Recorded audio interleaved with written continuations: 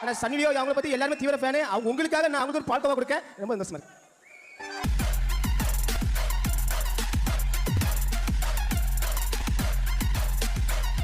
வணக்கம் தலைவரே. சன்னி லியோனுக்கு பால்காவா ஊட்டி இங்க நிறைய பேருக்கு மனச பச்சக்குன்னு பஞ்சர் ஆக்கிட்டீங்க. இட்ஸ் ஓகே தலைவரே.